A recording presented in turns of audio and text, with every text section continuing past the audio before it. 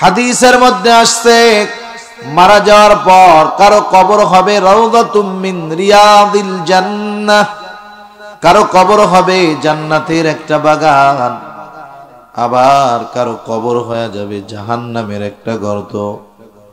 এক কথায় আলমে বরজখ কারো জন্য হবে শান্তির জায়গা, আবার কারো জন্য আলমে বরজখ হয়ে যাবে কষ্টের একটা জায়গা।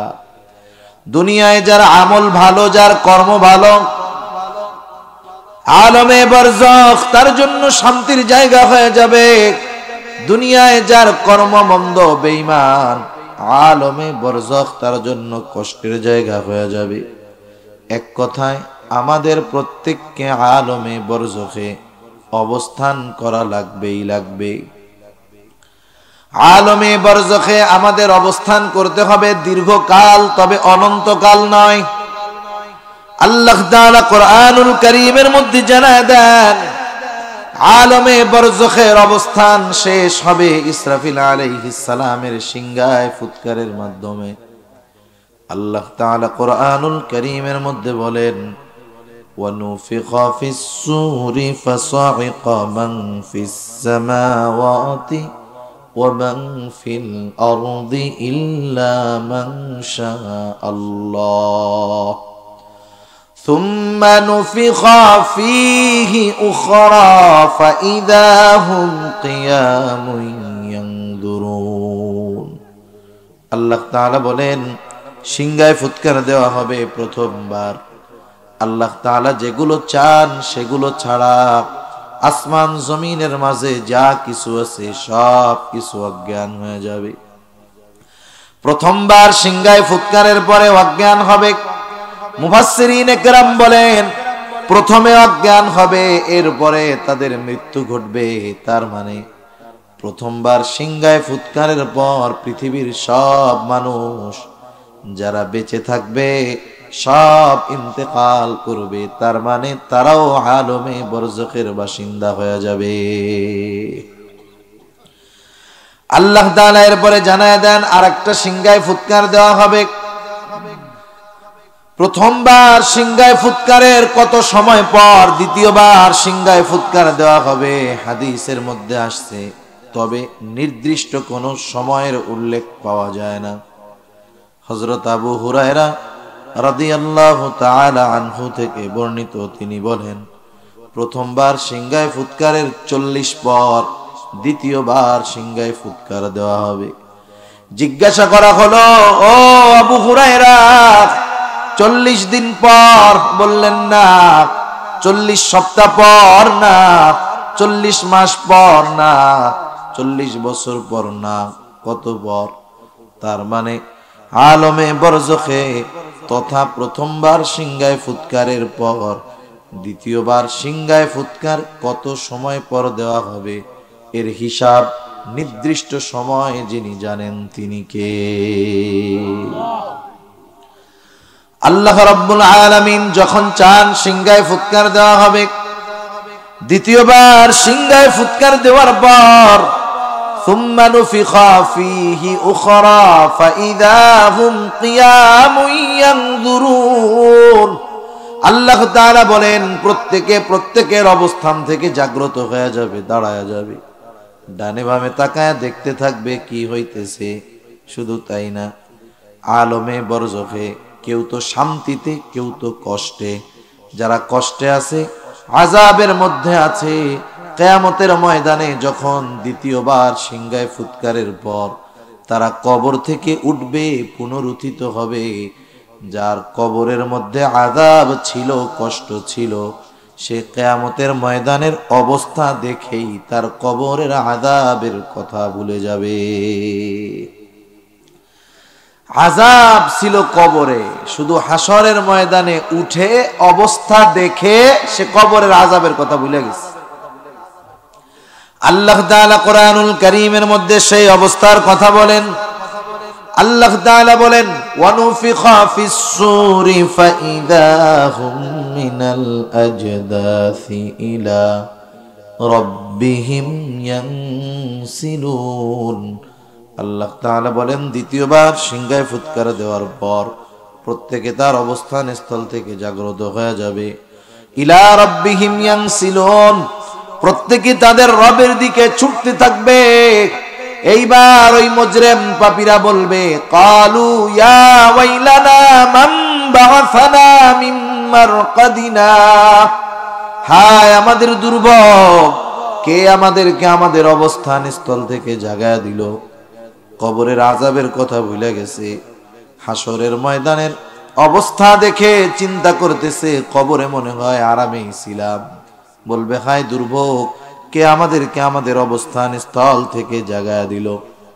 তাদের এই প্রশ্নের জবাবে মুমিনরা অথবা ফেরেশতারা বলবে, হাযা মা ওয়া'দার রহমানু ওয়া সাদাকাল মুরসালুন। মুমিনরা অথবা ফেরেশতারা জবাব দিবে, হাযা মা ওয়া'দার রহমান, এটা হলো দয়াময়ের সেই প্রতিশ্রুত দিবস, যেই দিবসের প্রতিশ্রুতি আল্লাহ তাআলা দিয়েছিলেন, দয়াময় দিয়েছিলেন। শুধু তাই না, ওয়া সাদাকাল মুরসালুন, যেই দিবসের সত্যায়ন রাসূলগণ করেছিলেন। এটা হলো সেই দিবস, এটা হলো ইয়াউমুল কিয়ামা, এটাই হলো ইয়াউমুল হাসর, এটাই হলো ইয়াউমুল জাযা, ইয়াউমুল হাসর। কিয়ামতের দিনের আর একটা নাম হলো ইয়াউমুল হাসর তথা একত্রিতকরণ দিবস, আর একটা নাম হলো ইয়াউমুল জাযা, প্রতিদান দিবস। কারণ দুনিয়ায় যে যেমন কর্ম করবে ওই কর্মের মূল প্রতিদান আল্লাহ তাআলা কিয়ামতে দিবে। কবরের মধ্যে যা হবে ওইটা স্যাম্পল। কবরের মধ্যে কি হবে? স্যাম্পল। কবরে যার জান্নাতের বাগান হবে ও মনে করবে এটাই জান্নাত, এর চাইতে নেয়ামত আর কিছুই হইতে পারে না। যার কবর জাহান্নামের গর্ত হবে ও মনে করবে এটাই জাহান্নাম, কারণ এর চাইতে কঠিন শাস্তি আর কোনো কিছু হইতে পারে না। কিন্তু হাসরের ময়দানে ওইটা কবরে মনে হবে আমি জান্নাতের বাগানে ছিলাম। কি কঠিন পরিস্থিতি, বিচার আচার কিছুই হয় নাই, ওই সময় এই অবস্থা। আল্লাহ তাআলা জানায় দেন ওই দিন মানুষের কর্মের পূর্ণ প্রতিদান আল্লাহ তাআলা দিবেন। আল্লাহ তাআলা বলেন, ওয়া ইন্নামা তুওয়াফাউনা উজুরাকুম ইয়াউমাল কিয়ামাহ ফামান যুহজিহা আনিন নার ওয়া উদখিলাল জান্নাতা ফাকাদ ফাজ। আল্লাহ তাআলা বলেন, কিয়ামতের দিন প্রত্যেককে তার কর্মের পূর্ণ প্রতিদান দেওয়া হবে। সেই দিন যাকে আগুন থেকে বাঁচায়া জান্নাতে প্রবেশ করানো হবে, আল্লাহ তাআলা বলেন ফাকাদ ফাজ, ওই লোকটাই সফল হয়ে যাবে। একটা জিনিস আমাদের বুঝতে হবে, যদি আমরা কর্মের প্রতিদান দিতে চাই কয়েকটা জিনিস দরকার। এক নাম্বার দরকার কর্ম সংরক্ষণ, দুই নাম্বার বিচার আচারের জন্য সাক্ষীর দরকার আছে না নাই? আপনি মামলা করবেন একজনের নামে, যদি মামলা অভিযোগ পত্রে কোনো সাক্ষীর নাম উল্লেখ না থাকে ও মামলার কোনো দাম নাই, ফু দিলে উড়া যাবে। সাক্ষী লাগে। আল্লাহ তাআলা কিয়ামতের দিন কর্মের প্রতিদান দিবেন, তাহলে এক নাম্বার দরকার কর্ম সংরক্ষণের ব্যবস্থা, দুই নাম্বার দরকার সাক্ষীর ব্যবস্থা। দুই ব্যবস্থাই আল্লাহ তাআলা রাখছেন দুনিয়ায়, সুবহানাল্লাহ। এক নাম্বার সাক্ষীর ব্যবস্থা। বলেন তো সাক্ষী কে হয়? যে দেখছে, প্রত্যক্ষদর্শী, শাহেদ উপস্থিত ছিল। যে আমি আপনি দুনিয়ায় যা করি, ভালো করি মন্দ করি, একা করি দলবদ্ধভাবে করি, ঘরের মধ্যে করি একাকী করি, যে জায়গায় করি না কেন, আমার সব কর্মের সবচাইতে বড় সাক্ষী কে? আল্লাহ তাআলা বলেন, কাফা বিল্লাহি শাহীদা। সাক্ষী হিসাবে আল্লাহ তাআলাই যথেষ্ট, আরো সাক্ষী আছে। আল্লাহ তাআলা কোরআনুল কারীমের মধ্যে জানায় দেন, কিরামান কাতিবিন ইয়ালামুনা মা তাফআলুন। আল্লাহ তাআলা বলেন, সম্মানিত লেখকদ্বয় কিরামান কাতিবিন, জানে তোমরা কি আমল করো। তার মানে আল্লাহ সাক্ষী, কিরামান কাতিবিন সম্মানিত লেখকদ্বয় আমাদের কর্মের সাক্ষী। আরো একটা সাক্ষী আছে, আমরা আমাদের কাজগুলো আমলগুলো, কর্মগুলো যেই অঙ্গ প্রত্যঙ্গের মাধ্যমে সম্পাদন করি, আমার আপনার হাত, পা, চোখ, কান, নাক, জিহ্বা এরাও কিয়ামতে আমার আপনার কর্মের ব্যাপারে বড় সাক্ষী। আল্লাহ তাআলা কোরআনুল কারীমের মধ্যে জানায় দেন, আল্লাহ তাআলা বলেন, আল ইয়াউমা নাখতিমু আলা আফওয়াহিহিম ওয়া তুকাল্লিমুনা আইদিহিম ওয়া তাশহাদু আরজুলুহুম বিমা কানু ইয়াকসিবুন। আল্লাহ তাআলা বলেন, আল ইয়াউম, আজকের এই দিন, কিয়ামতের দিন, নাখতিমু আলা আফওয়াহিহিম, আমি তাদের মুখের উপরে মোহর লাগায় দিব, তারা কথা বলতে পারবে না। আল্লাহ তাআলা বলেন, ওয়া তুকাল্লিমুনা আইদিহিম, আমার সাথে কথা বলবে তাদের হাত, ওয়া তাশহাদু আরজুলুহুম, সাক্ষী দিবে তাদের পা, বিমা কানু ইয়াকসিবুন, এই হাত পা দ্বারা দুনিয়ায় তারা কি উপার্জন করেছে। শুধু হাত পা সাক্ষী দিবে তা নয়, আল্লাহ তাআলা আর এক জায়গায় বলেন, শাহিদা আলাইহিম সামউহুম ওয়া আবসারুহুম ওয়া জুলুদুহুম বিমা কানু ইয়ামালুন। আল্লাহ তাআলা বলেন, সাক্ষী দিবে তাদের কান, সাক্ষী দিবে তাদের চোখ, সাক্ষী দিবে তাদের চামড়া, বিমা কানু ইয়ামালুন, এই হাত পা চোখ কান দ্বারা তারা কি আমল করছে। তার মানে হাত সাক্ষী দিবে, পা সাক্ষী দিবে, কান সাক্ষী দিবে, চোখ সাক্ষী দিবে, জবান চামড়া সাক্ষী দিবে। দুনিয়ায় আমরা যখন কান রে গান শোনাই, চোখ রে গোনা দেখাই, হাত দিয়ে অপরাধ করি, পা দিয়ে অপরাধ করি, মুখ দিয়ে বকা দেই, কোনদিন এরা কথা বলে নাকি, মানা করে নাকি? হ্যাঁ, মানা করে। আপনাকে দু একজনের আসেনি এরকম যে না, আমি হুজুর হাত দিয়ে গোনা করতে গেলে হাত বলে যে না না পাপ টাপ করিস না, এরকম বলে কারো হাত? কারো হাত কথা বলে না, পা কথা বলে না, চোখ কথা বলে না, কান কথা বলে না, জবান গোনা করলে বাধা দেয় না।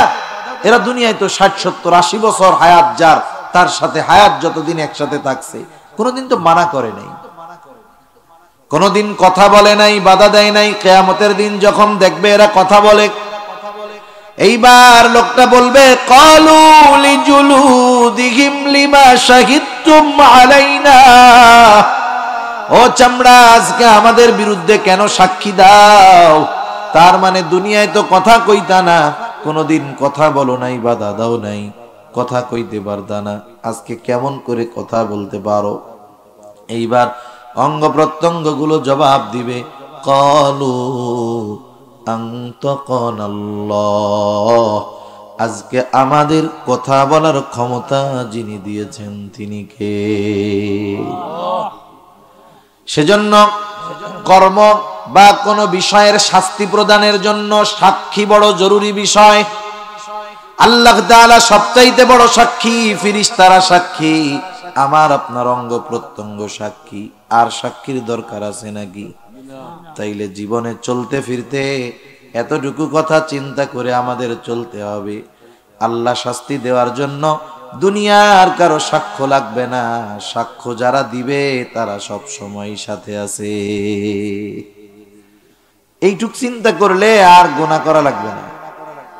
আপনি যদি চিন্তা করেন মোবাইল টিপতেছি, যে আঙ্গুলরে দিয়ে আমি মোবাইলে সুইচ টিপ দিব, এই আঙ্গুল আমার বিপক্ষে সাক্ষী। চিন্তা করছেন? এ কি আমার কথা না আল্লাহর কথা? আরে জোরে বলেন, কার কথা? আল্লাহর কথা। তাহলে আল্লাহ তাআলা আমাদের কর্ম সংরক্ষণেরও ব্যবস্থা করেছেন, সাক্ষী আছে। দুনিয়ার সাক্ষীদেরকে কিছু টাকা পয়সা দিলে হুজুরদের বিরুদ্ধে মিথ্যা সাক্ষী দিয়ে আসে, আছে না নাই? কিন্তু বলেন তো, এদেরকে ঘুষ-টুস দিয়া কিয়ামতের দিন মিথ্যা সাক্ষী দেওয়ানো যাবে নাকি? সব সলিড সাক্ষী। যেহেতু সাক্ষীর ব্যবস্থা আছে, আল্লাহ তাআলা কর্ম সংরক্ষণের ব্যবস্থাও করে রাখছেন। আল্লাহ তাআলা জানায়া দেন, আমাদের প্রত্যেকের কাঁধের দুই ফেরেশতা কিরামান কাতিবিন, সম্মানিত লেখক দ্বয়, ওরা আমাদের কর্মের শুধু সাক্ষী তা নয়, আমাদের কর্মের লেখক। লেখক ডান কাঁধের জন আমাদের ভালো কর্মগুলো লিখে রাখে, বাম কাঁধের জন মন্দ কর্মগুলো লিখে রাখে।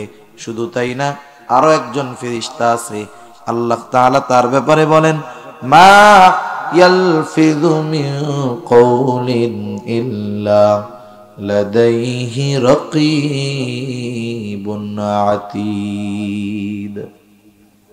সদা তৎপর একজন ফেরেশতা আমাদের সাথে আছে। তার কাজ কি?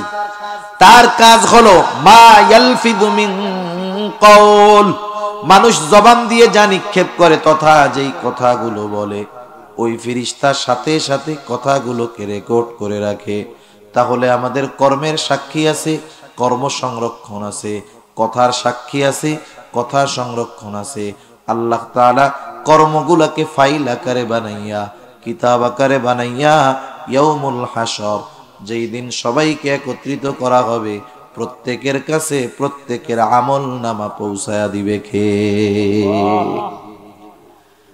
আমার আপনার প্রত্যেকের আমল নামা আল্লাহ তাআলা কিয়ামতের দিন ছেড়ে দিবে।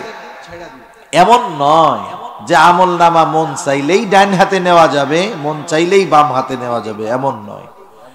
বরং ডান হাতে কে আমল নামা পাবে, বাম হাতে কে পাবে, সব নির্ধারণ করে রাখছে আল্লাহ। আমল নামা গুলো ছেড়ে দেওয়া হবে। কারো আমল নামা ডান হাতে যাবে, কারো যাবে বাম হাতে। ডান হাতে যারা আমল নামা পাবে তাদের অভিব্যক্তি কি হবে, তারা কেমন আনন্দিত হবে। আল্লাহ তাআলা পবিত্র কোরআনুল কারীমের 29তম পারা সূরাতুল হাক্কাহ আল্লাহ তাআলা বলেন, ফাআম্মা মান উতিয়া কিতাবাহু বিয়ামিনি ফায়াকুলু হাউম ইকরাউ কিতাবিয়া ইন্নী যানানতু আন্নী মুলাকিন হিসাবিয়া। ডান হাতে যারা আমলনামা পাবে তারা বলবে, ফায়াকুলু, তারা বলবে, ফায়াকুলু হাউম ইকরাউ কিতাবিয়া, আশেপাশের মানুষজনকে বলবে, এই তো আমার কিতাব, এই তো আমার আমলনামা, তোমরা পড়ো আমার কিতাব। আনন্দে অন্যদেরকে নিজের আমলনামা পড়তে বলবে। সে বলবে, শোনো, আমি ডান হাতে কেন আমলনামা পাইলাম জানো? আমি দুনিয়ার মধ্যে এই ব্যাপারে দৃঢ় বিশ্বাস রাখতাম, ইন্নী যানানতু আন্নী মুলাকিন হিসাবিয়া, আমি এই ব্যাপারে দৃঢ় ধারণা রাখতাম, দৃঢ় বিশ্বাস রাখতাম, আমাকে আমার কর্মের হিসাবের মুখোমুখি হওয়া লাগবে। দুনিয়ায় আমি এই বিশ্বাস করতাম, এই চিন্তা করতাম, বিধায় দুনিয়ায় কখনো গুনার কাজ করি নাই, পাপ থেকে বেঁচে চলছি, ভালো কাজ করেছি, মন্দ কাজ থেকে বেঁচে থেকেছি, যার কারণে আজকে আমি ডান হাতে আমলনামা পেয়ে গেছি। সে খুশি। আর যে বাম হাতে আমলনামা পাবে, বাম হাতে যে আমলনামা পাবে, সামনাসামনি আমলনামা দেওয়া হবে না, হাতটাকে বুক চিরে পেছন দিকে নেওয়া হবে, বাম হাতে আমলনামা দেওয়া হবে। তার বক্তব্য কি? আল্লাহ তাআলা বলেন, ওয়া আম্মা মান উতিয়া কিতাবাহু বিশিমালি ফায়াকুলু ইয়া লাইতানি লাম উতা কিতাবিয়া। এইবার ওই লোকটা বলবে, হায় রে আমার দুর্ভোগ, হায় রে আমার কপাল খারাপ, আমি যদি এই কিতাব না পাইতাম, আমি যদি আমার এই আমলনামার ব্যাপারে না জানতাম, ওয়ালাম আদরি মা হিসাবিয়া, হিসাবের ব্যাপারটা যদি আমি না জানতাম, তাহলে কতই না ভালো হইতো। মোট কথা হলো, একদল ডান হাতে আমলনামা পাইল ডানপন্থী, বাম হাতে আমলনামা পেল বামপন্থী। ডান হাতে আমলনামা যারা পাইবে তাদের ঠিকানা হলো জান্নাত। আল্লাহ তাআলা সেই জন্যই বলেন, কুল্লু নাফসিন বিমা কাসাবাত রহিনা, প্রত্যেকে তার কর্মের নিকটে দায়বদ্ধ, প্রত্যেকে তার নিজের কর্মের নিকটে দায়বদ্ধ। এখানে উদ্দেশ্য হলো প্রত্যেকটা পাপী তার পাপের কারণে শাস্তির মধ্যে আটক থাকবে। ইল্লা আসহাবাল ইয়ামিন, পাপী যারা তাদের নিজেদের পাপের কারণে তারা জাহান্নামে আবদ্ধ থাকবে, তবে ডান হাতে যারা আমলনামা পাইছে তারা নয়। ইল্লা আসহাবাল ইয়ামিন, তারা তো ডান হাতি, এই জন্য তারা থাকবে জান্নাতে। এইবার জান্নাতীরা জান্নাতে যাবার পর দুনিয়ায় জান্নাতীদের সাথে যাদের পরিচয় ছিল, জান্নাতে গিয়া জান্নাতি তার পরিচিত সবাইকে খুঁজতে থাকবে। সবাই রে কি জান্নাতে পাবে? মুখ দিয়া কোন পাবে? পাবে না। কিয়ামতের ময়দানে জান্নাতে যাওয়ার আগ পর্যন্ত জান্নাতীও কাউরে চিনবে না। কিয়ামতের ময়দানে মানুষের অবস্থা কেমন হবে? আল্লাহ তাআলার একটা চিত্র সূরা আবাসার মধ্যে তুলে ধরে বলেন, ইয়াউমা ইয়াফিরুল মারউ মিন আখিহি ওয়া উম্মিহি ওয়া আবিহি ওয়া সাহিবাতিহি ওয়া বানি লিকুল্লি ইমরিইম মিনহুম ইয়াউমা ইদিন শাআনুন ইউগনি। আল্লাহ তাআলা বলেন, কিয়ামতের দিন ভাই ভাইয়ের থেকে পলায়ন করবে, ওয়া উম্মিহি ওয়া আবিহি, পিতামাতার থেকে পলায়ন করবে, ওয়া সাহিবাতিহি ওয়া বানি, স্ত্রী সন্তানদের থেকে পলায়ন করবে। প্রত্যেকটা মানুষ নিজের চিন্তায় বিভোর থাকবে। হায়রে এমন কঠিন মুসিবতের দিন, সবাই চিন্তিত থাকবে। আমার আপনার নবীজিও চিন্তিত থাকবেন, তবে নিজের কারণে নয়, উম্মতের জন্য। নবীর পেরেশান তো নিজের জন্য নয়, উম্মতের জন্য। আহ, কেমন নবী! তাফসীরের মধ্যে আসছে, কিয়ামতের দিন যখন এক লোকের নেকি আর গোনা ওজন দেওয়া হবে, দেখা যাবে সমান সমান 50-50। একটা নেকি হলে সে জান্নাতে চলে যায়, কারণ মিজানের পাল্লা নেকির দিকে ভার হয়ে যায়। ও এবার বলবে, আল্লাহ আমাকে যদি একটু সুযোগ দেন, তাইলে হাসরের ময়দানে আমার বন্ধু বান্ধবের অভাব নেই। একটা নেকি যার কাছে চাইবো সেই দিয়া দিবে, অসুবিধা নাই। দুনিয়ায় যখন বিপদে পড়তাম, ওই লামাকাজি ব্রিজের কাছে বিপদে পড়ছি, বন্ধুকে ফোন দেওয়ার সাথে সাথে রাত 1টা নাই 2টা নাই, মোটর সাইকেল টান দিয়া চলে গেছে।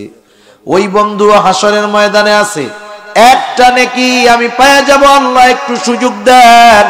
আল্লাহ তাআলা বলবে, যাও। এইবার লোকটা খুঁজতে থাকবে, বন্ধুদের কাছে গিয়া ফিরবে, বন্ধুরা তাকে চেনে, এই পরিচয়ও দিবে না। একে একে আত্মীয় স্বজন সবার কাছ থেকে ফিরবে, স্ত্রী সন্তানদের কাছেও পাবে না, বাবার কাছে যাবে, বাবার কাছেও পাবে না।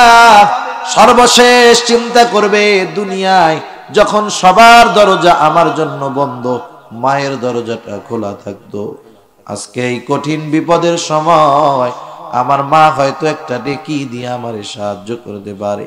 লোকটা এবার মায়ের কাছে যাবে, গিয়ে আগে বলবে, ও মা, আমি তো আপনার সেই কলিজার টুকরা সন্তান, যাকে আপনি 10 মাস গর্ভে ধারণ করেছেন মা।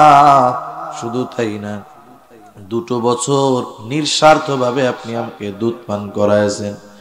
দুনিয়ায় আমার আনন্দ আপনার আনন্দের কারণ হতো, আমার কষ্ট আপনার কষ্টের কারণ হতো মা। আপনার ওই কলিজার টুকরা সন্তান একটা নেকির জন্য আজকে জান্নাতে যেতে পারে না। আপনি যদি একটা নেকি দেন, আপনার সন্তান জান্নাতের বাসিন্দা হয়ে যাবে মা। ওই মহিলা সোজা সাপটা জবাব দিবে, শোনো, দুনিয়ায় আমার বিবাহ হয়েছিল ঠিক, কিন্তু আমার কোনো সন্তান ছিল কিনা আমার মনে নাই। এটা হাসরের ময়দানের একটা চিত্র। ওই লোকটাই যদি জান্নাতে যেতে পারে, আর কোনো চিন্তা থাকবে না, পেরেশান থাকবে না, কারণ জান্নাতে কোনো চিন্তা নাই, সালাম আর সালাম, শান্তি আর শান্তি।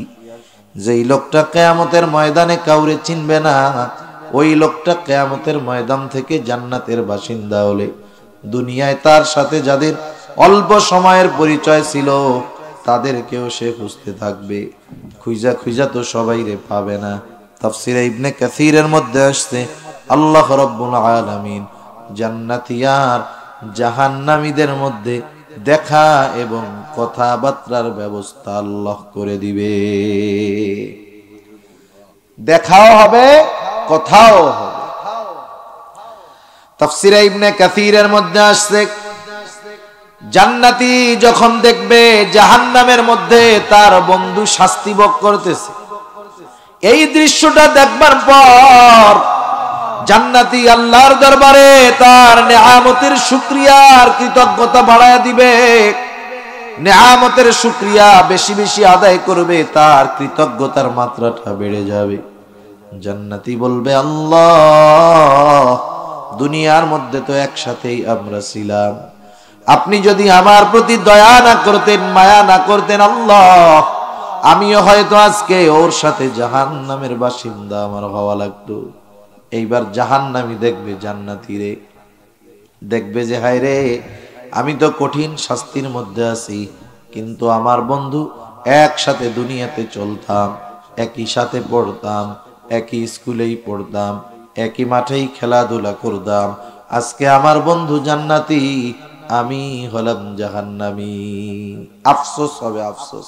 দুনিয়া আছে না, একসাথে বন্ধু বান্ধব চলাফেরা করে, ঘোরাফেরা করে, একই স্কুলে পড়ে, দুই বন্ধুর মধ্যে তফাৎ বেশি না, একসাথে খেলাধুলা করে, নামাজের সময় হয়েছে, এক বন্ধু বলে, ভাই চলো আমরা নামাজ পড়ে আসি, আরগুলা কি কয়, আরে তুই যা, আমরা জামুনে পড়ে।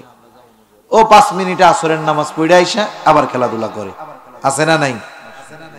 কিছু বন্ধু আছে, আমরা একটা অনুষ্ঠান করব গান টানের, ও বলে যে ভাই তোমাদের সাথে আছি ঠিক আছে, কিন্তু এই কাজে আমি নাই, দিনী কাজ করো, ভালো কাজ করো, গরিব দুঃখীর পাশে দাঁড়াও, ওয়াজ মাহফিল দাও, সমাজের উপকার করো, আসি, এগুলোর মধ্যে নাই। এই যে খারাপগুলা থেকে বন্ধু বাইচা থাকতো কিন্তু একসাথে। হায় হায়, ওই যে জাহান্নামীর তখন আফসোস হবে ওই সময়ের জন্য, বলবে আহ, ওই সময়টাও যদি আমি আমার বন্ধুর সাথে থাকতাম, মসজিদে যাইতাম, ভালো কাজ থেকে ফিরতাম, তাইলে আজকে আর আমাকে জাহান্নামের শাস্তি ভোগ করা লাগতো না। এই যে আফসোস, এই আফসোসের কারণে তার কষ্টের মাত্রা বাড়বে। আফসোসের কারণে কষ্টের মাত্রা কেমনে বাড়ে? আপনাকে পাশে তো সুরমা নদী, মাছ টাছ মারতে গেছেন কখনো? গেছেন না? আচ্ছা, মাঝে মধ্যে কি হয়, সকাল 6টা থেকে মাছ মারতেছে, দুপুর 12টা পর্যন্ত একটাও পায় নাই। একজন মাছ মারতে গেছে 6 ঘন্টা, বিশেষ করে তো পানির মধ্যে 6 ঘন্টা থাকা কঠিন ব্যাপার, মাছ পায় নাই 6 ঘন্টা, কষ্ট হয়েছে না অনেক? এইবার মনে করেন হঠাৎ করে বড় একটা রুই মাছ পেয়ে গেছে, 20 কেজি ওজনের। খুশি না বেজার? এই 6 ঘন্টার কষ্টের কথা মনে আছে? মনে নাই। এইবার ওইটা খুশির ঠেলায় অন্যকে দেখাইতে যাইয়া, মাছের শক্তি আছে কিন্তু খুব পাওয়ার লেজে, এক গুতা দিছে, মাছ ওর হাত থেকে ছুটে আবার নদীর মধ্যে চলে গেছে। 20 কেজি ওজনের রুই হাত থেকে ছুটে গেছে, যখন ছুটবে কি বলবে? আর এলো আফসোসের শব্দ, আহ। এখন মনে করেন এই যে 6 ঘন্টা মাছ মারছিল, মাছটা পাইয়া 6 ঘন্টার কষ্টের কথা ভুলে গেল। এখন বলেন তো, 1 মিনিটের একটা ঘটনা ঘটছে, মাছটা হাতে এসে আবার ছুটে গেছে, এই 1 মিনিটের কষ্ট বেশি না 6 ঘন্টার কষ্ট বেশি? 1 মিনিটের কষ্ট বেশি। কেন? আপনি ওই জায়গায় যখন যাবেন, যদি বয়স 15 বছর বয়সে এই ঘটনা ঘটে থাকে, 80 বছর বয়সে যদি নাতিরে নিয়ে হাঁটতে যান ওই জায়গায়, আপনি নাতির কাছে ওই গল্প শোনাইবেন যে হায় রে, একটুর লাইগা 20 কেজি ওজনের এক রুই হাত থেকে ছুটে গেছে। তার মানে 65 বছর পরেও এই যে আফসোস মনে পড়লেই আপনার কষ্ট লাগতেছে, আহ, একটুর লাইগা মাছটা ছুটে গেছে, মনে থাকবে সারা জীবন। ওই যে জাহান্নামী, ও চিন্তা করবে, আহ আরে, একটু সময় যদি ওর সাথে যাইতাম, তাইলে আমি আজকে জান্নাতে যাইতে পারতাম। ওই যে একটু সময়ের আফসোস, এটা তার কষ্টের অনুভবকে আরো বাড়ায় দিবে। এবার জান্নাতীদের জানতে মন চায়, কেন আমাদের এই বন্ধু প্রিয়জনেরা জাহান্নামে গেল? আল্লাহ রাব্বুল আলামিন তাদের মধ্যে কথাবার্তার ব্যবস্থা করে দিবে। ফি জান্নাতি ইয়াতাসাআলুনা আনিল মুজরিমিন মা সালাকাকুম ফি সাকর। জান্নাতীরা পরস্পর ওই মুজরিম পাপী জাহান্নামীদেরকে জিজ্ঞাসা করবে, মা সালাকাকুম ফি সাকর, কোন জিনিসে তোমাদেরকে জাহান্নামে আনলো, তথা তোমরা জাহান্নামে আসার কারণটা কি? এইবার জাহান্নামীরা তাদের জাহান্নামে যাওয়ার 4টি কারণ উল্লেখ করবে। কয় কারণ? এই সূরার এই আয়াতগুলার আলোকে জাহান্নামীরা জাহান্নামে যাওয়ার 4টি কারণ আল্লাহ জানায় দিয়েছেন। প্রথম বিষয় হলো, যেই কারণে জাহান্নামীরা জাহান্নামে যাবে, বলেন তো ওইগুলো যদি আমাদের মধ্যে থাকে আমরা রাখবো নাকি বাইর করে ফেলবো? একটু চিন্তা করে দেখেন, আমাদের কারো হাতে যদি কোনো রোগ হয়, মনে করেন হঠাৎ করে হাতে একটা ঘা হইছে, সারেই না, 2, 4, 6, 8 মাস 10 মাস যায় না, ডাক্তারের কাছে গেলেন, ডাক্তার বলল এখানে ইনফেকশন হয়ে জীবাণু হয়ে গেছে, ক্যান্সারের জীবাণু। এখন যদি চান বেঁচে থাকতে, সুস্থ থাকতে, তাইলে আঙ্গুল কেটে ফেলতে হবে। কি করবেন? রেখে দিবেন না কেটে ফেলবেন? আঙ্গুলের মায়া করবেন? মায়া করবেন না, কেটে ফেলবেন। কেন? জীবন বাঁচাইতে হবে আগে, আঙ্গুল যাই যাক। প্রয়োজনে বলবেন কি হাত কেটে ফেলাম, তাও জানি জীবাণু না থাকে। আপনি জীবন বাঁচানোর জন্য এই হাত কত দামি, যার নাই তারে জিজ্ঞাসা করেন। একটা আঙ্গুল কত কাজে লাগে, আছে এখন টের পাওয়া যায় না। অনেকের আঙ্গুল টাঙ্গুল ভাঙ্গা ব্যথা পাইয়া ফুইলা এরকম বান্ধা থাকে না মাঝে মধ্যে, ওরে জিজ্ঞাসা করেন তোর তো আঙ্গুলটা আছে একটু অসুস্থ, ব্যান্ডেজ লাগানো, এই হাত দিয়ে কাম কাজ করতে পারোস? খাইতে পারবেন না, কিছু করা যাবে না। প্রত্যেকটা অর্গানের দাম অনেক, অঙ্গ প্রত্যঙ্গের দাম অনেক। তা আপনি জীবন বাঁচানোর জন্য এই আঙ্গুল কাটতে দ্বিধাবোধ করবেন না, কোনো চিন্তা ভাবনা আপনি করবেন না, বরং গুরুত্ব সহকারে আপনি বলবেন আর একটু বেশি করে ধরেন, যাতে করে কোনো সংশয় না থাকে। তাহলে যেসব কারণে জাহান্নামে যেতে হবে, জাহান্নামে যাওয়ার জন্য ওই জাহান্নামে যাওয়ার কারণগুলো যদি থাকে, বর্জন করা যাবে না ইনশাআল্লাহ। আল্লাহ তৌফিক দান করুক, সকলে বলি আমিন। ঘুম আসতেছে আপনাদের? ঠান্ডা তো এলাকায় বেশি দেখতেছি, আমরা একটু তাকবীর দেই, নারায়ে তাকবীর। সামনের থেকে জোরে দেন, নারায়ে তাকবীর। এই তো মাশাআল্লাহ। এই 4টা কারণ আমরা জানবো, শুধু জানলে হবে না, আমাদের কারো মধ্যে যদি এই কারণ 4টি থাকে আমরা বের করব, এতে আমাদের লাভ। জাহান্নামীরা এবার তাদের জাহান্নামে যাওয়ার প্রথম কারণ বলবে, ক্বালু লাম নাকু মিনাল মুসাল্লিন। জাহান্নামীরা 1 নম্বরে বলবে আমরা মুসল্লি ছিলাম না। মুসল্লি কাকে কয়? সপ্তাহে একদিনই মসজিদ হাজিরা দিলে সে কি মুসল্লি নাকি? মুসল্লি তো আসলে সে যার অন্তর সর্বদা মসজিদের সাথে থাকে। আর যার অন্তর মসজিদের সাথে থাকে তার জন্য তো আরো খোঁজ খবরই নবী জানায় দেয়। নবীজি এক হাদিসের মধ্যে বলেন, কিয়ামতের দিন সূর্যটা একেবারে মানুষের নিকটে থাকবে। এখন সূর্য পৃথিবী থেকে দূরে হলো 9,30,00,000 মাইল দূরে। পৃথিবীর কেন্দ্র থেকে সূর্যের দূরত্ব হলো 9,30,00,000 মাইল। এই পৃথিবী চাইতে 17-13 লক্ষ গুণ বড় হলো সূর্য। বিজ্ঞান বলে সূর্যের শীতল দিকটা পৃথিবীবাসীর দিকে আলো দেয়। ওই আলোটা যখন দুনিয়ার মধ্যে আসে সরাসরি আসে না। সূর্যের আলোটা যদি দুনিয়ার মধ্যে সরাসরি আসতো তাহলে মানুষের গা গুলো ঝলসে যেত, হাত পা পুইড়া শেষ হয়ে যেত। এমনি কৃষক যারা জমিনে কাজ করে দেখবেন তাদের এই সব জায়গায় কালো হয়ে যায়। সুন্দর মানুষ হইলেও রৌদ্রের কারণে কালো হয়ে যায়, রোদের মধ্যে থাকে। সূর্যের আলো দুনিয়া আসার আগে আল্লাহ তাআলা বায়বীয় স্তরের মধ্যে ছাকনি রাখছেন। ছাকনি আল্লাহ তাআলা কুদরতের ছাকনি দিয়েছেন। ওই ছাকনি উপরে যখন সূর্যের আলো পড়ে, ওই সূর্যের আলোর যত ক্ষতিকারক জিনিসগুলো আছে থেকে যায়। উপকারী জিনিসটা দুনিয়ায় যখন আসে সূর্যের আলো তখন ভিটামিন ডি হয়ে যায়। সুবহানাল্লাহ। এখন বলেন, এখন তো শীতের সময় রৌদ্রের আলো খুব মজা লাগে, কিন্তু গরমের সময় পুরা গ্রীষ্মকালে সূর্য যখন পুরো দীপ্তভাবে আলো দেয়, খালি গায়ে বাইরে আসলে কেমন লাগে? গা পুড়ে যায় না? আরব দেশে কি হয়, আমাদের অনেকের আত্মীয় স্বজন আছে মিডল ইস্টে প্রবাসে কাজ করে। কতজন ভিডিও ছাড়ে মাঝে মধ্যে। একজন দেখলাম একদিন গরমে দেখাইতেছে যে কি পরিমাণ কষ্ট করে তারা কাজ করে। বালুর উপরে রৌদ্র পড়ছে, বালু এত গরম হয়েছে, বালুর উপরে কড়াই দিছে, কড়াই গরম হয়ে গেছে, কড়াইয়ের উপরে তেল দিছে, তেল গরম হয়ে গেছে, ওর মধ্যে ডিম ভাইজা খাইতেছে। আগুনের দরকার নাই। তাইলে সূর্য 9,30,00,000 মাইল দূর, সরাসরি আলো আসে না, তাই হলো এই অবস্থা। আর কিয়ামতের দিন সূর্য একেবারে নিকটে থাকবে, সূর্যের সবচেয়ে গরম দিকটা হাসরবাসীর দিকে থাকবে, সেই দিন কি অবস্থা হবে একটু চিন্তা করেন। নবীজি বলেন ওই সময় কোথাও কোনো ছায়া থাকবে না আল্লাহর আরশের ছায়া ছাড়া। নবীজি বলেন আল্লাহর আরশে 7 শ্রেণীর মানুষ স্থান পাবে, তার মধ্যে এক শ্রেণীর মানুষ হলো রাজুলুন কলবুহু মুআল্লাকুন বিল মসজিদ। ওই ব্যক্তি আরশের ছায়ায় স্থান পাবে যার অন্তর সর্বদা মসজিদের সাথে থাকতো। একটু কষ্ট করে জবান খুলে জবাব দিবেন, যার অন্তর মসজিদের সাথে সম্পৃক্ত, নামাজের সময় যখন হবে ওই লোকটা কি বসে থাকতে পারবে কিনা? পারবে না, ও নামাজে চলে যাবে। শত ব্যস্ততা ওর থাক, ওর ব্যবসা, ওর বাণিজ্য, ওর কৃষিকাজ, ওর মাছ ধরা, সিএনজি চালানো, কোনো কিছু ওকে ঠেকাতে পারবে না, ও চলে যাবে মসজিদে। এটা অরিজিনাল মুসল্লি। অরিজিনাল মুসল্লি হলে লাভ।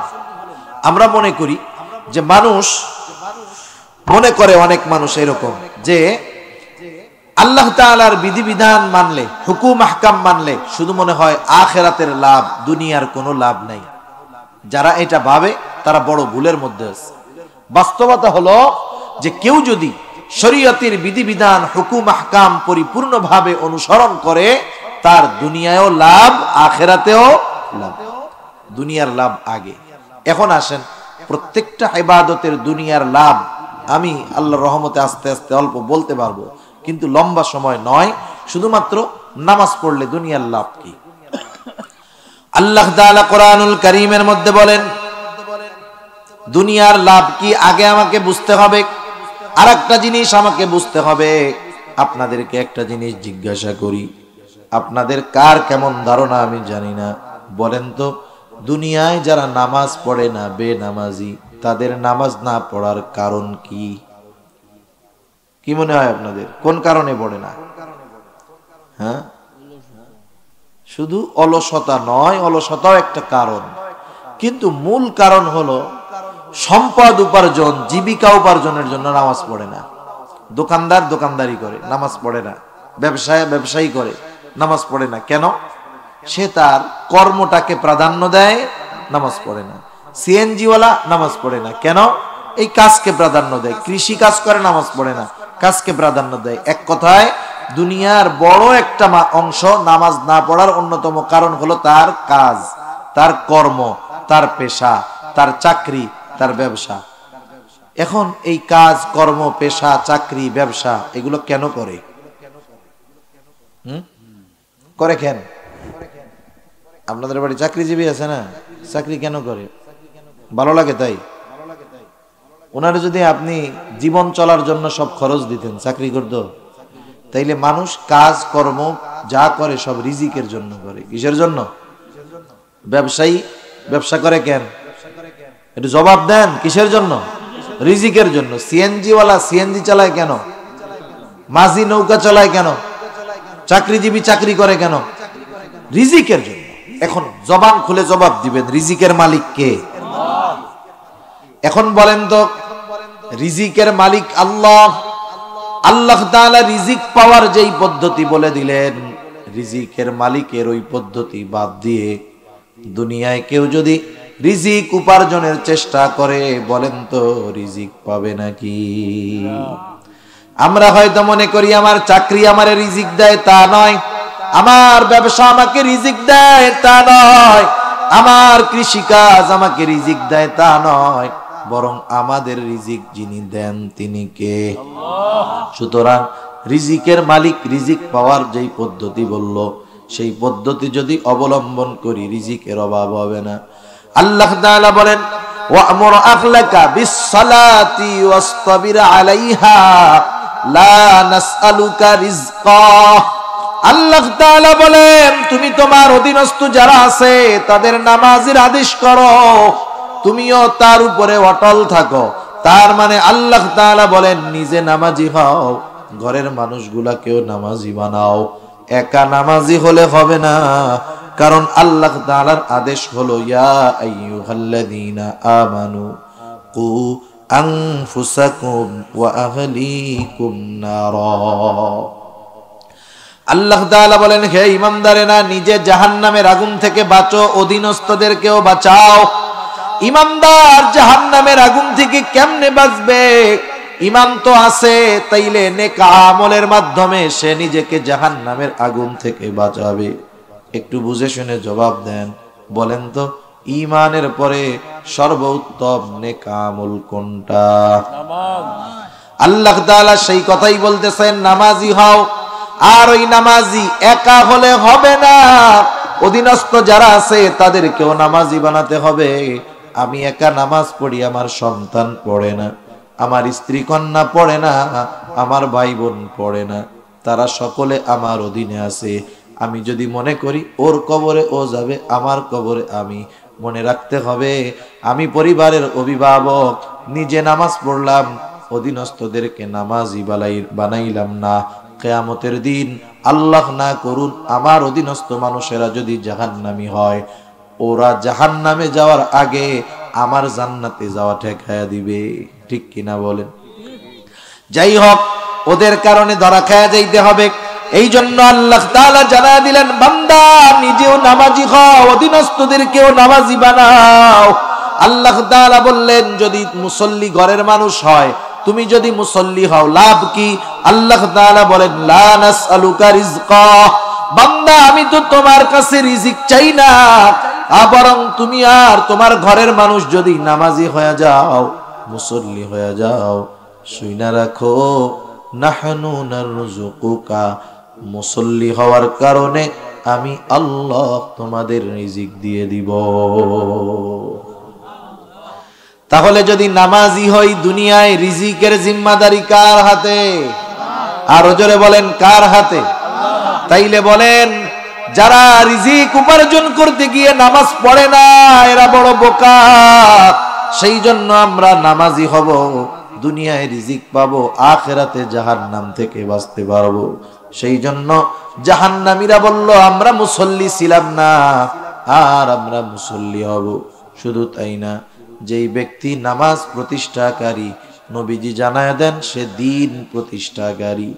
আল্লাহর রাসূল সাল্লাল্লাহু আলাইহি ওয়াসাল্লাম বলেন, আসসালাতু ইমাদুদ্দিন, নামাজ হলো দ্বীনের স্তম্ভ। মান আকামাস সালাতা ফাকাদ আকামাদ-দ্বীন, যে নামাজ কায়েম করলো সে দ্বীন প্রতিষ্ঠা করলো। ওয়া মান তারাকাস সালাহ ফাকাদ হাদামাদ-দ্বীন, আর যে নামাজ ছেড়ে দিল সে দ্বীন ধ্বংস করলো। একটু চিন্তা করেন, মুসল্লি দ্বীন প্রতিষ্ঠাকারী, আর বেনামাজি দ্বীন ধ্বংসকারী। তাহলে জাহান্নামে যাওয়ার কারণ চারটি এই আয়াতগুলোর আলোকে। এক নাম্বার, জাহান্নামীরা বলল, লাম নাকু মিনাল মুসাল্লিন, আমরা মুসল্লি ছিলাম না, আমরা মুসল্লি হব। আমরা কি হব? জোরে বলেন, কি হব? মুসল্লি হব। দুনিয়ার শত ব্যস্ততা থাক, 5 ওয়াক্ত নামাজ পড়তে কয় ঘন্টা লাগে? 1 ঘন্টা। 1 ঘন্টা, 1 ঘন্টা 15 মিনিট। একটানা লাগে নাকি 5 ভাগে লাগে? হায় হায়, ফেসবুকে ঢুকছো যুবক, 3 ঘন্টা শেষ, টেরি পাও না। রাতের বেলা আনলিমিটেড ইন্টারনেট কিনে মোবাইল টিপতেছো, তুমি টের পাও কখন জানো? 12টায় শুরু করছো, 11টায় মোবাইল টিপা শুরু করছো, চার্জে লাগাইয়া, চলতেছে চলতেছে, টেরও পায় না। আনলিমিটেড এমবি তো 6 ঘন্টার, টের পায় না। টের পায় কখন? ফজরের আজান হয় যখন। এবার মোবাইল রাখে, এতক্ষণ চোখে ঘুম নাই। এবার শয়তান কয়, হ্যাঁ এতক্ষণ তুই শয়তানি করছস, এখন আমার আমল শুরু, ঠ্যাং টেপা শুরু করে। কি ঘুম যে আসে আজানের সময়, ঠিক কিনা বলেন? সেজন্য মোবাইলের মধ্যে ঢুকলে ঘন্টার পর ঘন্টা শেষ। মুরব্বী বাবাদের মধ্যে অনেকে আছে নামাজ পড়ে না, চায়ের দোকানে গেলে ঘন্টার পর ঘন্টা শেষ। অনেকে কয় নামাজ পড়তে কষ্ট হয়, মাজা ব্যথায়। 90 মিনিট বসে ফুটবল খেলা দেখছো, মাজা ব্যথায় নাই। ওই সময় মেরুদণ্ড সোজা হয়ে গেছে। হায় হায়, আজকে রুকু করার সুযোগ আছে, সিজদা করার সুযোগ আছে, করতেছি না। একদিন করতে মন চাইবে, কিন্তু করতে পারবো না। সেজন্য অনুরোধ, 1.5 ঘন্টা সময় 5 ভাগে লাগে, মাত্র 5 ভাগে 1 ঘন্টা সময়। এতটুকু যদি আমরা মসজিদে না যাইতে পারি, কেমন করে অনন্তকালের জান্নাতে যাব? কারণ নবীজি জানায় দিয়েছেন নামাজ হলো বেহেশতের চাবি। সেজন্য আমাদের নিজের থেকে নিজে ওয়াদা করব। হাত উসাইয়া ওয়াদা করায় কোনো লাভ নেই, নিজের থেকে নিজে পরিবর্তন না হই। কারণ এইখানে কথা শোনার পরে আবেগ একরকম থাকে, এখান থেকে রাস্তায় গেলে আর এক রকম হয়। এজন্য নিজের বিবেকের কাছে নিজে প্রশ্ন করব যে হায় হায়, জান্নাতে তো যাইতে চাই, কিন্তু জান্নাতে যাওয়ার যেই কাজ সেটা যদি একটু না করি, দৈনিক 1 ঘন্টা 5 ভাগে যদি মসজিদে একটু সময় না দেই, তাহলে জান্নাতে কেমনে যাব? নিজের কাছে নিজে প্রশ্ন ছুড়বেন, রাতে শুয়ে একা একা চিন্তা করবেন। আশা করি জীবনে পরিবর্তন হবে। তা যাই হোক, আমরা মুসল্লি হব, জাহান্নামীরা মুসল্লি ছিল না। 2 নাম্বার, জাহান্নামীরা বলবে ওয়ালাম নাকুনু তুআইমুল মিসকিন, আমরা মিসকিনদেরকে খানা দিতাম না। খানা খাওয়ানো সাধারণভাবে ফজিলতের কাজ। নবীজি সাল্লাল্লাহু আলাইহি ওয়াসাল্লামের কাছে একজন আসলো, এসে প্রশ্ন করতেছে, ইয়া রাসূলুল্লাহ আইয়ুল ইসলামি খাইর, ইসলামের মধ্যে সর্বোত্তম কাজ কোনটা? নবীজি বললেন তুতঈমুত তাআম ওয়া তাকরাউস সালাম আলা মান আরাফতা ওয়া মান লাম তারিফ, তুমি মানুষকে খানা খাওয়াও আর পরিচিত অপরিচিত সবাইকে বেশি বেশি সালাম দাও। নবীজি প্রথমে বললেন খানা খাওয়াও, কোন স্তর বিন্যাস নবীজি করেন নাই, এমনটা বলেন নাই মিসকিনরে খাওয়াও, গরিবরে খাওয়াও, ক্ষুধার্তরে খাওয়াও, অসহায়রে খাওয়াও, এমনটা বলেন নাই। বরং নবীজি বললেন খানা খাওয়াও, ধনী হোক গরিব হোক, পরিচিত হোক অপরিচিত হোক, সচ্ছল হোক অসচ্ছল হোক, দেশি হোক বিদেশি হোক, মুমিন হোক অথবা কাফের হোক, যদি আল্লাহর সন্তুষ্টির জন্য কেউ খানা খাওয়ায়, বলেন তো এই খানা খাওয়ানোর দ্বারা লাভ আছে না নাই? খানা খাওয়াবো আল্লাহর জন্য। বিবাহে দাওয়াত দিচ্ছেন আত্মীয় স্বজনকে, খানা খাওয়াবেন না? কার জন্য? গিফট দিলে নেন তো নাকি? নেয় না? গিফট গিফট দেয় না? টেবিল নিয়ে খাওয়ানোর পরে বইয়া থাকে না? এগুলো কি? এ খানা খাওয়ানোর মধ্যে কোনো ফজিলত নেই। এ খানা খাওয়ানোর মধ্যে কোনো ফজিলত নেই। খানা খাওয়াইতে হবে কার জন্য? এই তো, সেজন্য বিবাহের কার্ডে লেখা দিবেন যে কোনো উপহার সামগ্রী নেওয়া। এখন যারা চিন্তা করতেছে, তো এক কঠিন সিস্টেম, দাওয়াত দেই এক কার্ডে, আইসা 10 জন খাইয়া যায়, টাকা দেয় 1000, ব্যবসায় লস। নতুন বুদ্ধি করছে, এখন কার্ডের মধ্যে কি লেখে অনেক জায়গায় জানেন? Only for one person. Only for মানে এক কার্ডে কয়জনের জন্য? এখন সিলেট চট্টগ্রাম এই জায়গা তো কমিউনিটি সেন্টারে বিবাহ হয় বেশি, কার্ড জমা দেয় আর ভিতরে ঢুকে। একটা কার্ড দিলে একজন ঢুকতে পারে, আর গেটে পরিচিত পাবলিক রাখে না। চেহারা চিনে ফেললে সমস্যা, তো লজ্জার বিষয় না? অপরিচিত একটারে রাখে, যে চিনে না কে, কার্ড দিছেন ঢুকেন, কার্ড নাই দাঁড়ান, শেষ। এখন মিয়া এক কার্ডে একজন ঢুকলো, এখন খাইয়া দাইয়া টাকা না দিয়ে যাবে কোথায়? লজ্জায় পড়ে হইলেও তো 2-4-5 হাজার দেওয়া লাগে নাকি? এই যে যে দাওয়াতের সিস্টেম, কোনো লাভ নাই। এটা দাওয়াতি না, এটার আরেক নাম হইল ডিজিটাল পদ্ধতিতে ডাকাতি। কি বলেন না? ডাকাতি। ডাকাতি।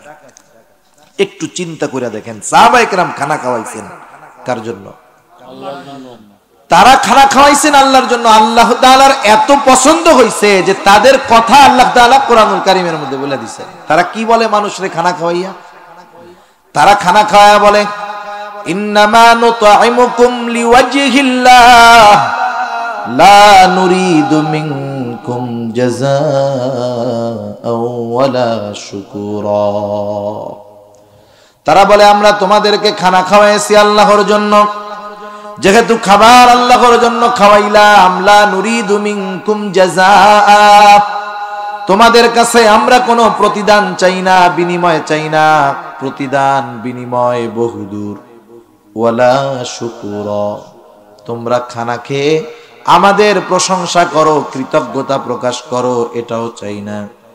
বরং খানা যেহেতু আল্লাহর জন্য খাওয়াইছি, এই প্রতিদান যার কাছে চাই তিনি কে? সেজন্য আমরা মানুষের উপকার করব, দান সদকা করব, খাওয়াবো, কোনো সময় এ কথা বলবো না যে দোয়া করেন। অনেকে আছে না, বুঝে না আর কি, দিয়া দান সদকা করলো, 20টা টাকা দিয়ে বললো আমার লাই দোয়া কইরো। আমি দোয়া চাবো না, কারণ ওর কাছে চাইলে তো প্রতিদান চাইয়া বসলাম। আমি দিলাম, আল্লাহর কাছে বলবো আল্লাহ এটা দিলাম, এর প্রতিদান আপনি দিয়েন। তাহলে খানা খাওয়ানো সাধারণভাবে ফজিলতের কাজ, যদি আল্লাহর জন্য খাওয়ানো হয়। এখন যদি খাবার মিসকিন অসহায়কে খাওয়ানো হয়, লাভ কি? 1 নাম্বার, মিসকিন খানা খাওয়ানো, মিসকিনদের খাবার খাওয়ানো, এটা হলো মুমিনের কাজ। আর মিসকিনদের খানা না দেওয়া, এটা হলো কাফেরদের কাজ। আপনাদের হয়তো সবার কম বেশি মুখস্থ আছে সূরা মাউন। মুরব্বীরা কয় আর আইতাল্লাদি সূরা, কয় না এরকম? কুলু আল্লাহ সূরা এরকম কয়। সূরা মাউনের শুরুর 3 আয়াতে, প্রথম 3 আয়াতে আল্লাহ তাআলা কাফেরদের কয়েকটা দোষের কথা তুলে ধরছেন। এর মধ্যে আল্লাহ তাআলা একটা দোষের কথা বলেন, ওয়ালা ইয়াহুদ্দু আলা তাআমিল মিসকিন। কাফেররা মিসকিনদের কি দেয় না? আরে আপনারা কথা বুঝেন না, না শীতে ঠান্ডা হয়ে গেছেন গা, এমনি ওয়াজও ঠান্ডা, হুজুর পড়ছেও ঠান্ডা, ঠান্ডায় ঠান্ডায় আমরা শেষ। তা যাই হোক, কাফেররা মিসকিনদের কি দেয় না? কাফেররা যেহেতু দেয় না, মুমিনরা দিবে, এটা মুমিনদের কাজ মিসকিনদের খানা দেওয়া। এখন যদি মিসকিনদের খানা খাওয়াই, দুনিয়ার লাভ কি? পবিত্র কোরআনুল কারীমের সূরাতুল ফজর, এই সূরার মধ্যে আল্লাহ তাআলা মানুষের রিজিক সংকীর্ণতার 4টি কারণ আল্লাহ তাআলা বর্ণনা করেছেন।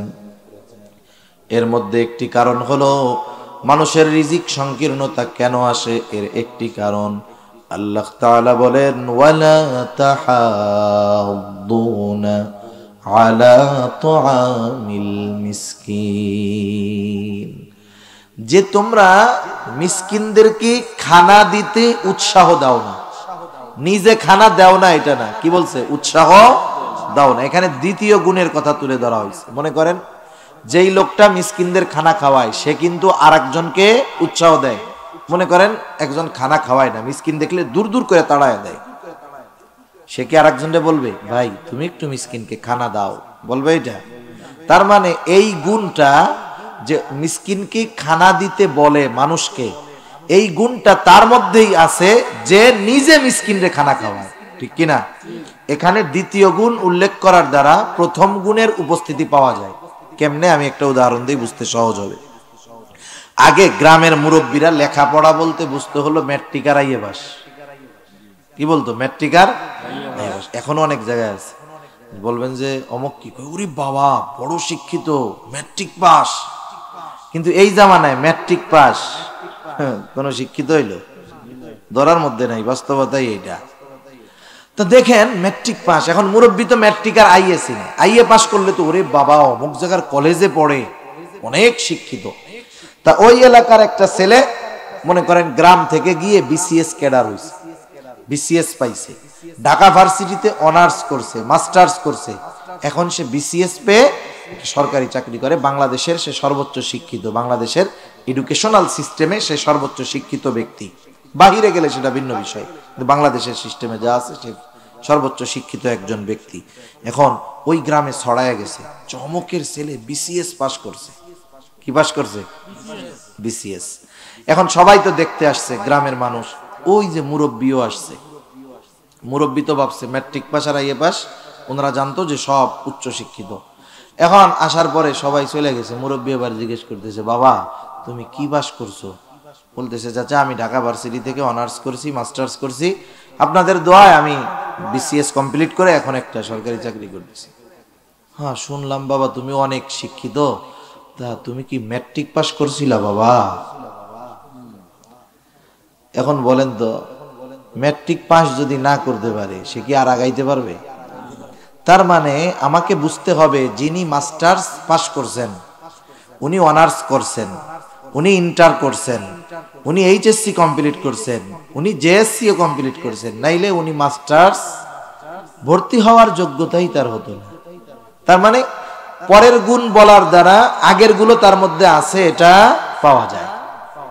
আল্লাহ তাআলা বলতেছেন যে তোমরা এর দ্বারা উদ্দেশ্যটা কি? দ্বিতীয় গুণ বলছেন, দ্বিতীয় দোষ যে তোমরা উৎসাহ দাও না, এর দ্বারা উদ্দেশ্য হলো নিজেরাও তো খাওয়াও না মিসকিনদের, আর একজনরেও উৎসাহ দাও না। এজন্য আমরা নিজেরাও খাওয়াবো, অপরকে উৎসাহ দিব।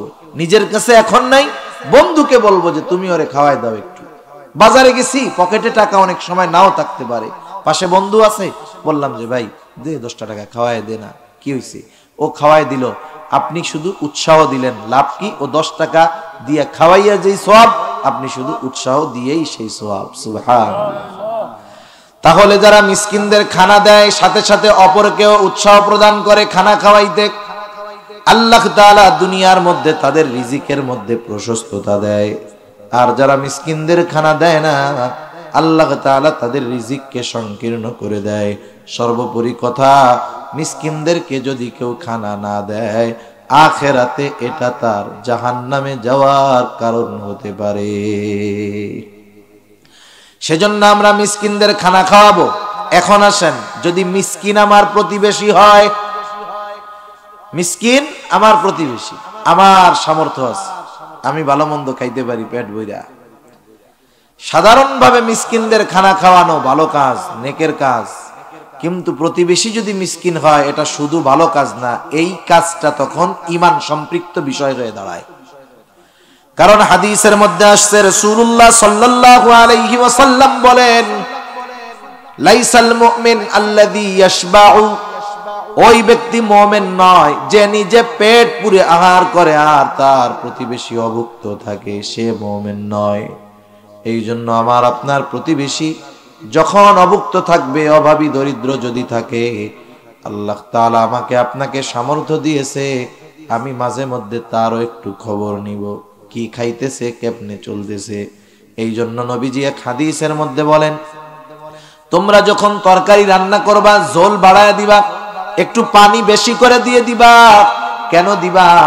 যাতে করে তুমি তোমার প্রতিবেশীর খোঁজ খবর নিতে পারো। সেজন্য অভাবী দরিদ্র প্রতিবেশী যদি থাকে, আমরা তাদের প্রতি বিশেষভাবে খেয়াল রাখবো, ইনশাআল্লাহ। রাখা যাবে না? ইনশাআল্লাহ। 3 নাম্বার কারণ জাহান্নামীরা জাহান্নামে যাওয়ার, ওয়া কুন্না নাখুযু মাআল খাইদিন, জাহান্নামীরা বলবে আমরা অনর্থক মজলিসে লিপ্তদের সাথে সময় ব্যয় করতাম, আমরা ওই অনর্থক মজলিস যারা করতো তাদের সাথে বসতাম, গল্প গুজব করতাম, সময় কাটাইতাম।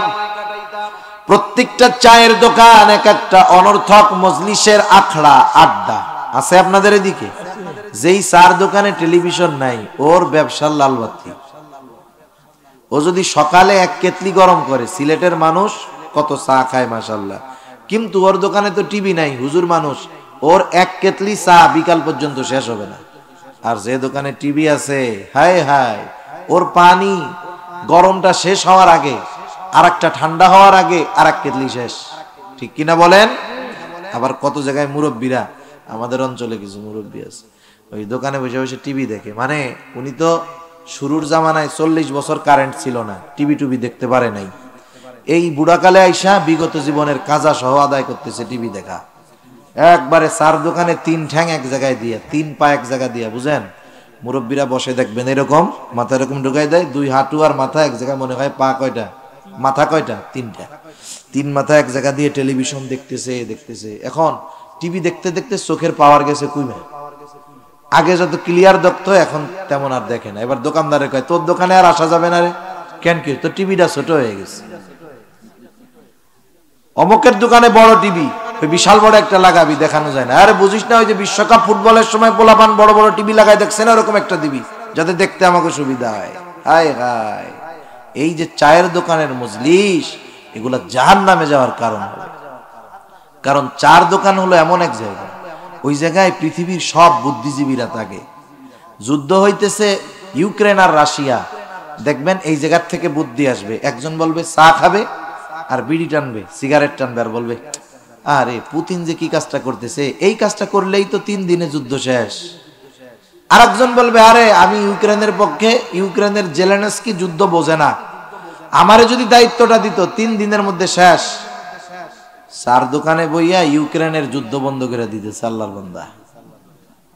বলেন এই যুদ্ধ বন্ধবন্দি করায় দুনিয়ার কোনো লাভ আছে? আখেরাতের কোনো লাভ আছে?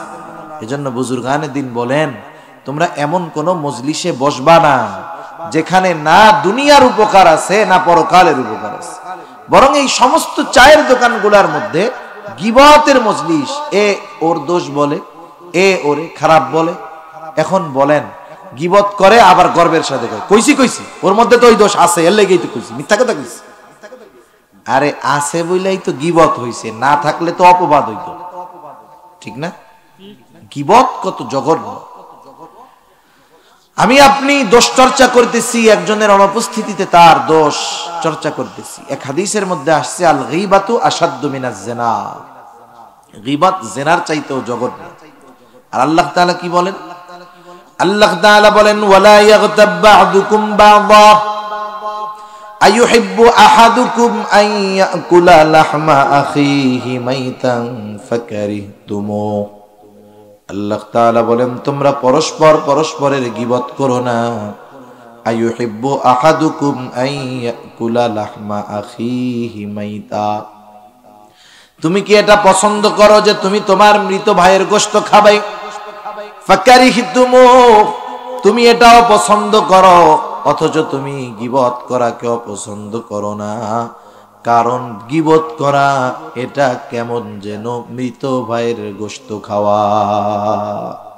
এ জঘন্য পাপ থেকে আমাদের বাঁচতে হবে। আর যদি দোষটা তার মধ্যে না থাকে তাইলে তো অপবাদ। শরীয়তের আইন যদি দেশে থাকতো সাবুকের বাড়ি খাওয়া লাগতো, একবারে সাইজ হয়ে যাওয়া লাগতো। এখন দেখেন এই মজলিসগুলা থেকে আমাদের বাঁচার দরকার। তাহলে কি আমরা চা পান খাইতে যাব না? আপনি যাবেন, চা খাওয়া শেষ চলে আসবেন, পান কেনা শেষ চলে আসেন।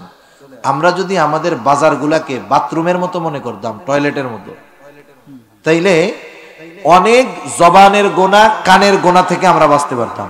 কারণ বাজারে এই ধরনের গোনা বেশি হয়, এটাই বাস্তবতা। সেজন্য আমরা বাজারে যাব টয়লেটের মতো, প্রয়োজন শেষ আমরা চলে আসব, প্রয়োজন শেষ চলে আসব, প্রয়োজন না হলে যাব না। কারণ ওইখানে গোনার মজমা আছে। আর মুরব্বীদের বলবো, অনেক মুরব্বী আছে চার দোকানে সময় কাটায়, বুড়াকাল। এখন 2 পোলা বড় হয়ে গেছে, বিদেশে থাকে বা শহরে ব্যবসা করে, ওনার তো আর কাম কাজ নেই, চার দোকানে বসে থাকেন কেন? আমার টাইম কাটে না। কি কাটে না? টাইম কাটে না, সময় কাটে না, টাইম পাস করি, অথচ নামাজ পড়তে যায় না। আছে না নাই? আচ্ছা, ওই লোকরা যদি বলা হয় আজকে তাবলিগ জামাতের ইজতেমা হয়েছে, ওই যে চিল্লা হয়, 1 চিল্লা 2 চিল্লা 3 চিল্লা, তা আপনার এত টাইম ব্যস্ত আছেন, এক কাজ করেন, যান আপনি 3 চিল্লা দিয়ে আসেন গিয়া। আপনি যদি ওনার এই কথা কন, উনি তখন কি বলবে জানেন? আরে মিয়া, আমার যে কি ব্যস্ততা, আমার ব্যস্ততার মতো ব্যস্ততা যদি শেখ হাসিনার হইতো, ওনারও মাথা খারাপ হয়ে যেত। একটু আগে চার দোকানে বসে থাকে কেন? টাইম কাটায়। এখন যেই আপনি ভালো কাজের কথা বলবেন, যে কোনো কাজের কথা বলবেন, দেখবেন ওনার মতো ব্যস্ত আর কেউ নাই। এই যে সময় চলে যাচ্ছে, আপনি আনন্দে কাটাচ্ছেন, টাইম উপভোগ করতেছেন। বলেন তো, একটা মোমবাতিতে আগুন লাগানোর পরে মোমবাতি কি কমে না বাড়ে? জ্বলতে জ্বলতে এক সময় মোমবাতি শেষ। হায়াতটা ওই রকম।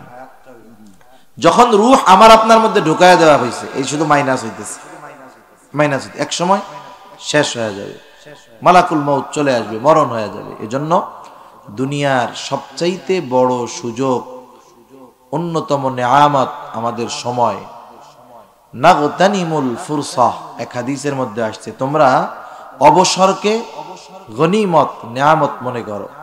এখন অবসর, আপনি কোরআন পড়তে পারেন না, সারা জীবন ব্যস্ততায় একটা খতম দিতে পারেন নাই, আপনি একটা খতম কোরআন তিলাওয়াত করেন। সারা জীবন কি নামাজ পড়লাম না পড়লাম, সহি শুদ্ধ হইল কিনা, ইমাম সাহেবের কাছে গিয়ে বসেন, শুনেন, সময় দেন, তাহলে কি হবে? আপনার সময়গুলো কাজে লাগবে। আর যদি শিক্ষা নেওয়ার ইচ্ছা থাকে যে আমি ইমাম সাহেবের কাছ থেকে বেসিক দিনগুলো শিখবো, অনেক কিছুই তো জানি না, তাহলে আপনি তো তালিবুল ইলম হয়ে গেলেন। এই অবস্থায় যদি মালাকুল মউত চইলাও আসে, দিন শিখতে শিখতে মারা যাওয়া গেল, এর চাইতে সৌভাগ্যের আর কিছু হইতে পারে না। এজন্য আমরা অনর্থক মজলিসগুলো থেকে বাঁচবো। যুবক ভাই যারা আছি, আমরা অনর্থক মজলিসে সময় দিব না। ফেসবুকে যেই টাইমটা আমরা কাটাই, অনর্থক সময়গুলো আমরা কাটাই। আপনি কি মনে করেন, আপনি যার পোস্ট দেখার জন্য বসে থাকেন, কমেন্টস করেন একের পর এক, ওই সেলিব্রিটি আপনার কমেন্টসে লাইক দেওয়ার তো টাইম নেই আছে? যুবকরা বুঝবে।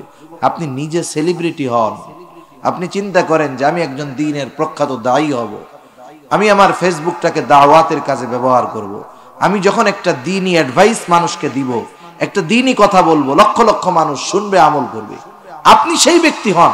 আপনি কেন দিনভর খালি এরকম তসবির দানা টিবেন? ওই তসবি টিপা কাম হইব?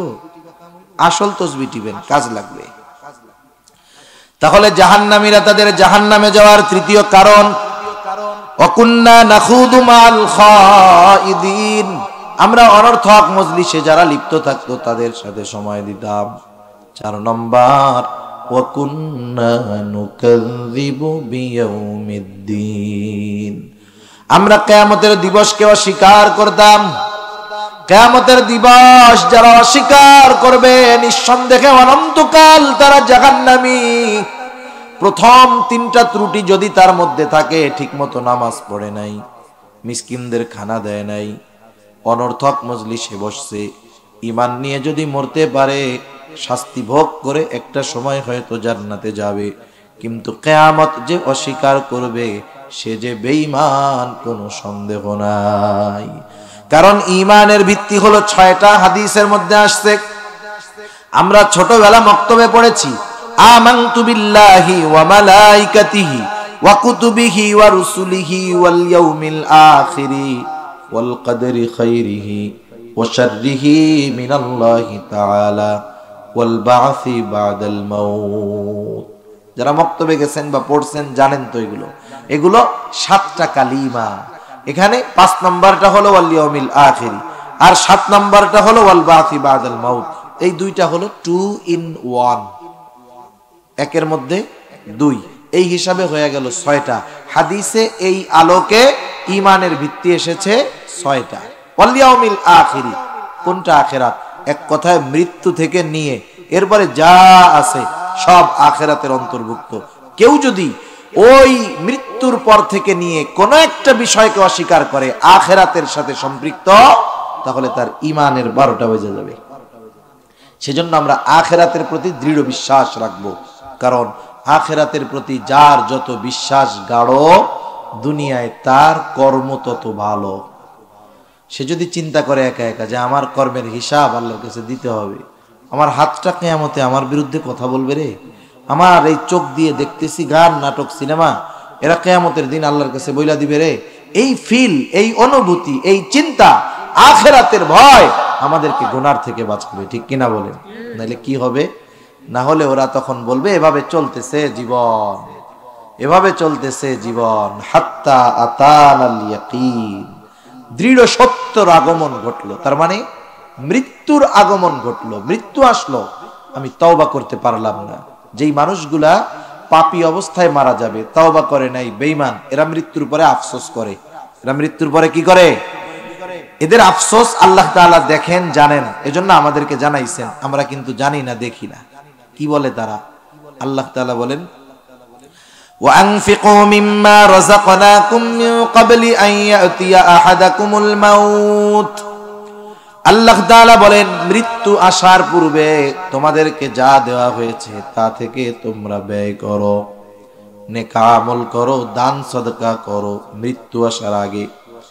যেই মানুষগুলা ভালো কাজ করলো না, দান সদকা করলো না, নেকের কাজ করলো না, মারা গেল, এবার তারা আফসোস করবে আর বলবে, ফায়াকুলা রাব্বি লাউলা আখরতানি ইলা আজালিন করিব, ও আমার রব, আমাদেরকে একটু অবকাশ দেন, আবার একটু দুনিয়ায় যাওয়ার সুযোগ দেন।